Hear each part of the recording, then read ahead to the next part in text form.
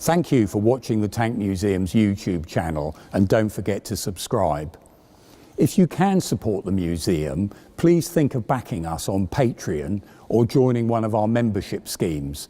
Or if you watch to the end of this video, you'll be able to see how you can help the museum by buying items from our online shop.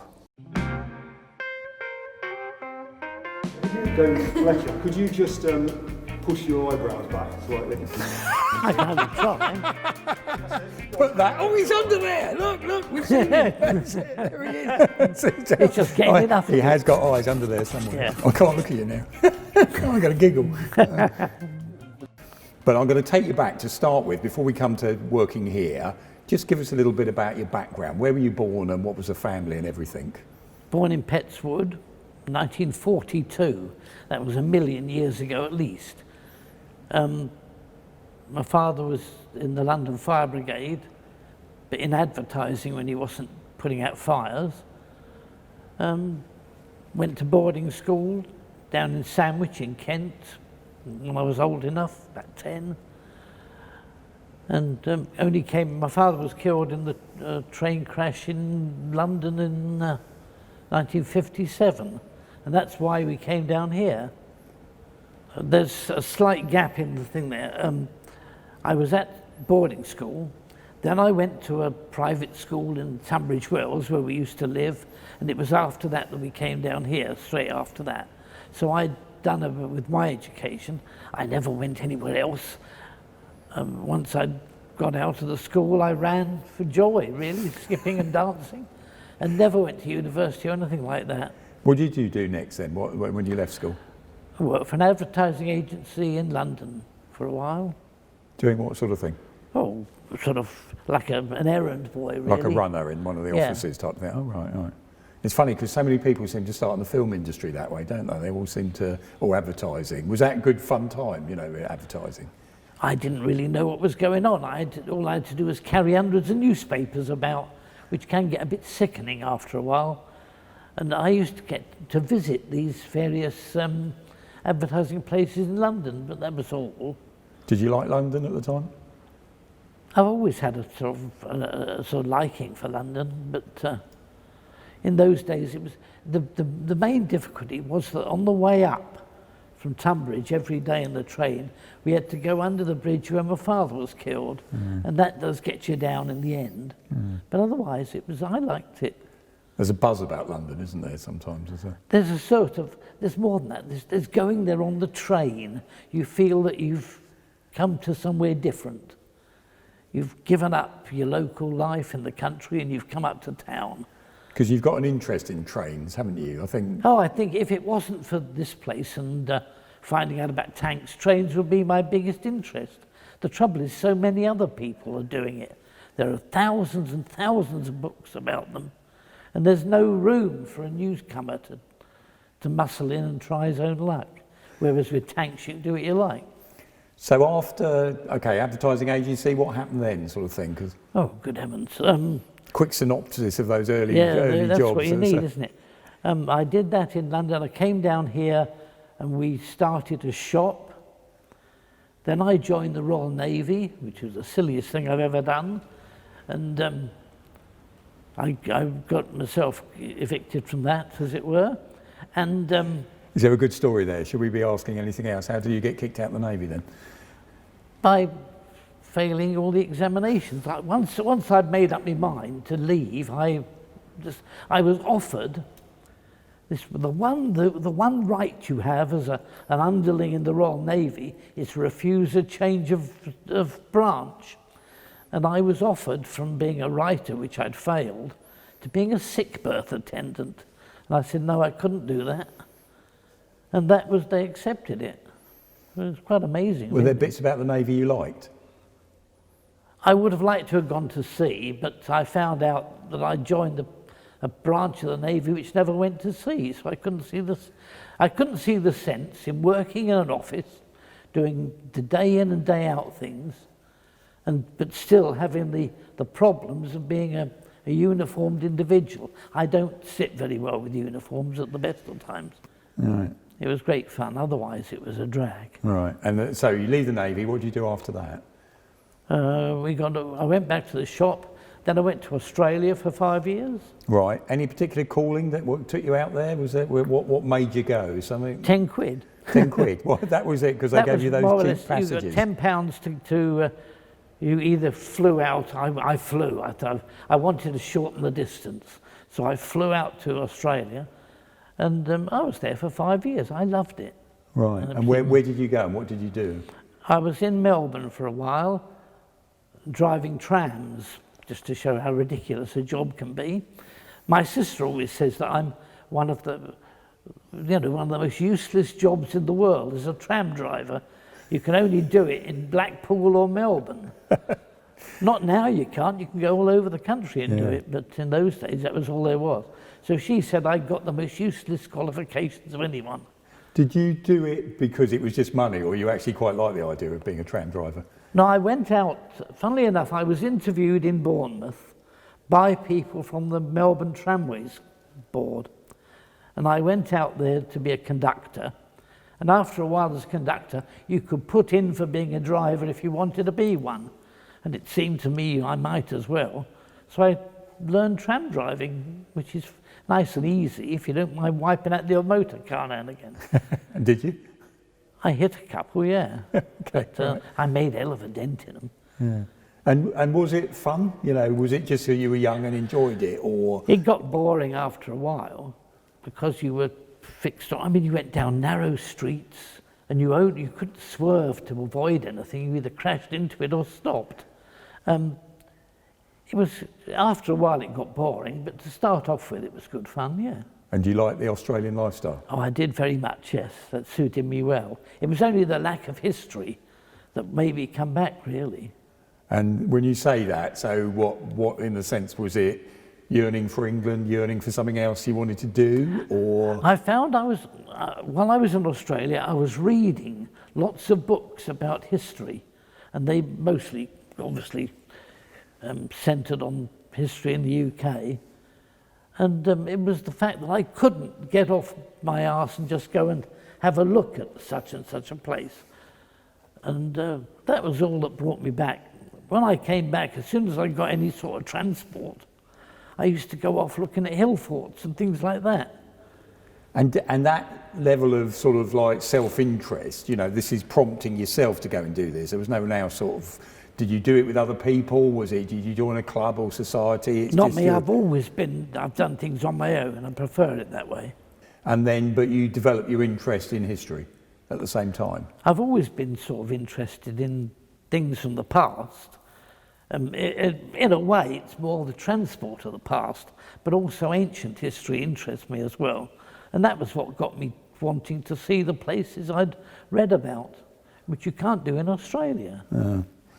So what's your first connection that you can remember to Bovington and tanks? Oh, that's quite easy. I have still a friend, a school friend, who joined the army. And he came down to stay with us one day and said, he said, there's a tank museum near here somewhere. I've been there. Well, I'll show you where it is. So we came out here and I thought, it's quite interesting, have a wander around. And after a couple of visits, I began to think, well, here's a subject that nobody's taking seriously or has any interest in. As I said before, railways, which have always been the dominating thing in my life, you found that there were hundreds of people on the scene writing railway books, and there was nothing to research as far as I could see. Whereas with the tanks, the world was one's oyster. There was nobody. And that's because you're finding new things all the time. Yes, and there was always something new to find. There still is, because despite the fact that there are now thousands more people interested and more people focused on research in one respect or another, but even that notwithstanding, there's a load of stuff still to do. And do you get the feeling, so early days, were you were still working for your parents, or the shop as it were, you were working and then you were coming along here, in your spare time? Yeah, we used to have Wednesday afternoons was my... Early closing? Early closing, and that's when I used to come over here, yeah. And was there an archive? Did you look at things that way, or just maybe look at the vehicles? There was the old library was in what it's now become one of the new theatres in the museum. It's changed a lot. But I used to go in there, and I got a note from the curator of the time, who was General Duncan, saying I could go in when it wasn't open to the public. So I used to come over here sometimes on the weekends and spend the day looking at archival stuff and photographs. Were you immediately starting to think about writing this down or producing a book or something? No, not really. I used to write little bits and pieces for magazines, mainly for hobby magazines, which were very limited in those days. And it was only after I started working here, and I worked under George Forty, who was himself a qualified author by then, and he was the one who said to me, you ought to start writing books. I thought, God, how terrifying, me writing books. And in no time at all, I'd done 2 or 3. And did you get, so you've got the satisfaction, obviously, of finding the original material, because again, just going back, obviously, you know, without making your head explode, you were one of those pioneers looking at this material, putting it down in a bit more of an organised way, and so presenting it, other than those old sort of like little, however good they were, the old little guidebooks. Yeah, that was the idea, was to get it out in a new form so that people could read it. And what about the HMSO ones? Because that's quite a good series, a real Oh, chunk they were of work. brilliant. I enjoyed doing those a lot. Now, in those days, I used to have to sit down and type it, all the text out on a portable manual typewriter before the days of computers. And then they used to get this mean old at HMSO who was their editor, and he'd draw lines through it and say, what does this mean, and so on. And by the time you've been through that, you think you know how to write a book, and these blokes show you straight away you don't. There's some people who can write and some who can't, and I've never had a problem. I've never had a lesson in me life, as they say, and therefore I must be fairly good at it and fairly natural at it. Can I just take you back, because you mentioned about coming to the Tank Museum and quite a small staff at the time. Can you remember what it was like here back in those days, you know, when you were first coming along? Most of the staff were people who'd been in the services and were just eking out their last few days, more or less, plus a few ladies who were doing various things. We had a lady running the shop, which was my first job here, was running the shop. So they advertised a job, was it, or did No, they suggest it to you? I came in one day as a volunteer, just doing my own thing, and the curator at the time, who was George Forty, said, he said, Mrs. Pigeon's leaving the shop. She was the secretary and the shop manageress, and she'd decided to retire, and he said, would you like the job? And I said, yeah, would I? So I said, shouldn't I have an interview or do something? Oh, no, he said, no, I've said it now. You've got the job. So I said, it's easy as that, is it? And no sooner had I got the job while I was running the shop than the Ken Hill, who was effectively the library manager, was taken ill. And I had to do the librarian's job as well, which the two things suited me down to the ground. And were you able to still do your writing? Because you write in your own time quite a bit, don't you? I do, but that was a bit before I'd actually launched into writing. Right. But in those days, I used to do all the writing at home, yeah. And then, as time went on with George Forty here, you changed jobs, you moved around a bit, as it were, I was fairly stable with George. I was usually I didn't even have a proper title. I was just the bloke in the library, so the one people went to see. And I found that I was getting involved in other things, like the exhibits and how they were taken care of, and all this sort of thing. Not really a job as such, just more involvement. But later, under George Forty's replacement, John Woodward, I was, you had titles, you had to have titles all the time. And I became curator at one point, believe it or not. obviously in the time you've been here and you've been part of it, the changes that have gone on here at Bovington, you know, in terms of the scale of the collection that's grown, the gallery space has grown. When you look back, I mean, obviously everyone goes with rose-tinted glasses. What is it though that you see about those early days compared to now? Do you see a contrast? Is it still that enthusiasm? It's different now. It's, I suppose, because I'm out of touch in a way. It's a bit different. But after a while, with the first expansions, were always more of a good thing than a bad, because they meant you could get more exhibits in here. I'd have the place heaving with stuff. There'd be tanks hanging from the ceiling if I had the choice. But now they're doing things the other way around. So it's kind of like thinning out on the floor sort of stuff and more going in the store, yes, that sort of that feeling. Seems to be happening. Whereas in my day, you know, the number of tanks in this place that I've been instrumental in, sometimes in getting, and plonking it. I mean, we wouldn't have a Covenanter if I hadn't gone out and kicked up a fuss about it in the first place, because it was a bloody awful tank. And yet I thought we ought to show warts and all. We ought to show awful alongside good. And that obviously gives you satisfaction. And what are the other things that you look around the place and you think, oh, I had something to do with that? Was it collecting? Because obviously you've got your writing side of things as well. Were there other things that? Yes, I think as far as that went, anything to do with the library, acquiring stuff, was all up to me. So that was quite something. Plus also much more interesting to get the tanks though. And we went to a lot of trouble to get some tanks. Because there was, I look back and I just think of those deals that George Forty and evidently yourself, you know, going on at the time, because there was the stuff coming from all around the world. Yes. There was still stuff out there a lot more, wasn't there? It wasn't like it was easier to get. I mean, now and again you found that there was still a wreck on the range which was worth having. It was something unusual. And persuading the army to get it for you? Oh, there was no problem doing that.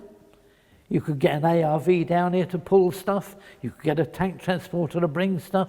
You can't do it now.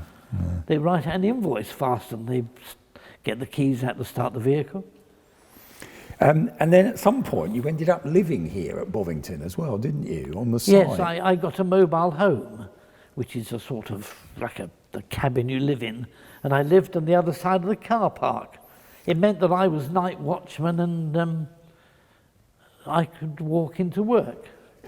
Dare I ask that question? What gives you the best kick? What do you really enjoy the most about the things you've done here at the Tank Museum, or still doing maybe? I do still enjoy writing. I don't do many books now because really you reach a certain age when you don't think you've got the stamina to do a book. But I can do a magazine article quite well, and I'm quite happy doing that. And is the satisfaction having produced it or seeing responses coming back afterwards? I think that the real pleasure is thinking it up in the first place and planning it. Then writing it is a bit of a pleasure. Getting it published is, I lose interest very, very quickly. And now, of course, the way of the world, we're doing these tank chats here at the museum, and there you are on YouTube. Now, whether you read them or not, you've become a little bit of a cult figure with all the comments that people come back and they're saying things, some of the things I've said before, his turn of phrase, his knowledge base, the way you present yourself on those things. Do you get any sort of thrill from, thrill's perhaps the wrong word, you know, but that idea, you are sharing your knowledge, but in a different way now, not just the writing, but it's in a different area. I never think of it in that way. The strange thing is, and I've said this before, that if you're interviewed by a child, and they seem to be, they're all children to me, but you know, they're probably in their late teens, maybe early 20s.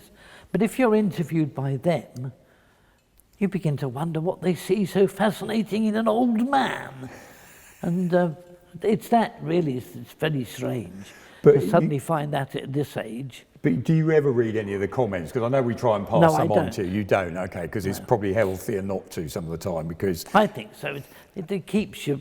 your rag under control. Yeah, because I was going to say, you probably know this, but at least I'd say 90% are complimentary, brilliant. There's just occasional idiots out there that you want to find where they live and go and kill them. But that business, but it is, a nice warm glow sensation comes back, whether you read them or not, of people enjoying what you're doing that way.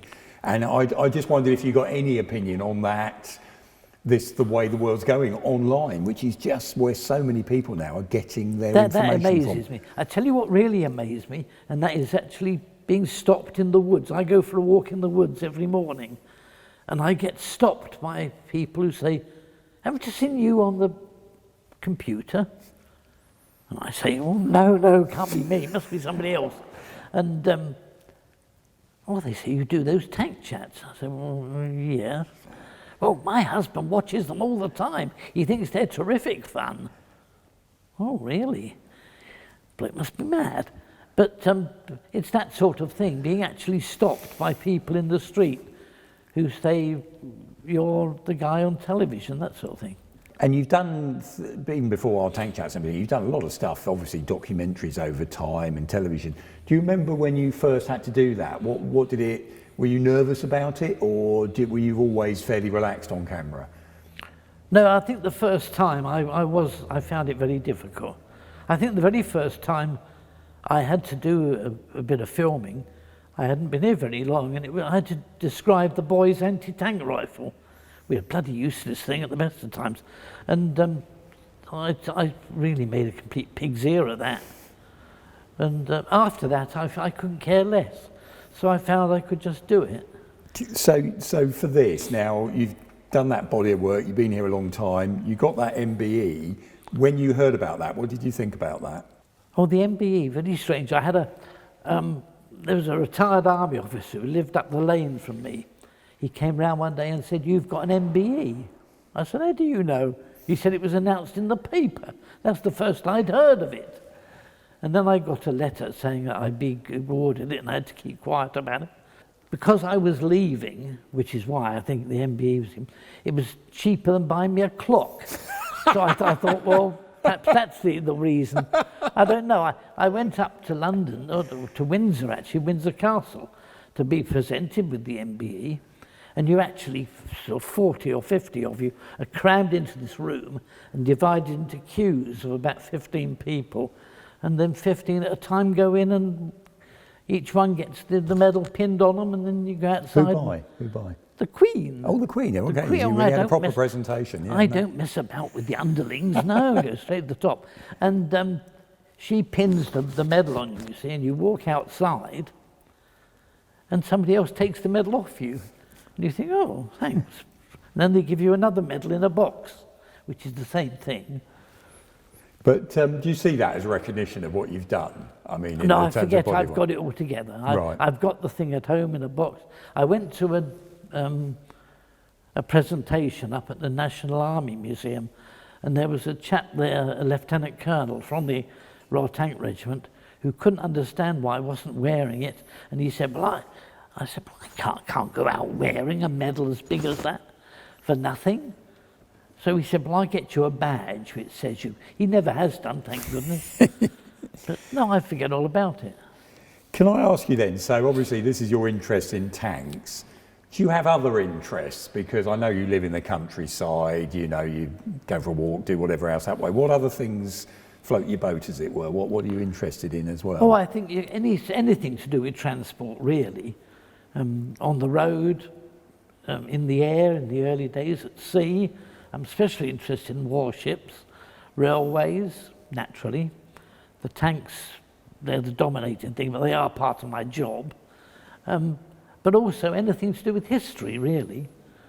And but you like your countryside as well, don't you? Well, I like the countryside and the history of the countryside, put it that way. Yeah. Because even that's changing, even as we speak. So, David, thank you so much for your time. Thanks Pleasure. for talking about these things. And so, obviously, you carry on doing tank chats for us? Well, I've been told that when I reach the age that I'm incapable of walking in here, they'll wheel me in to do them. I really think I'm too old. I think somebody else ought to take over. But at the moment, no, I'm very much in demand, so I've got to keep going. Well, I'd probably say on behalf of those watching, number one is, yes, absolutely, terribly sorry about that, but you must keep going because they still appreciate and still watch it. And I'd also say, just on behalf of the Tank Museum staff, everything else, thank you so much and thanks for the interview. Pleasure.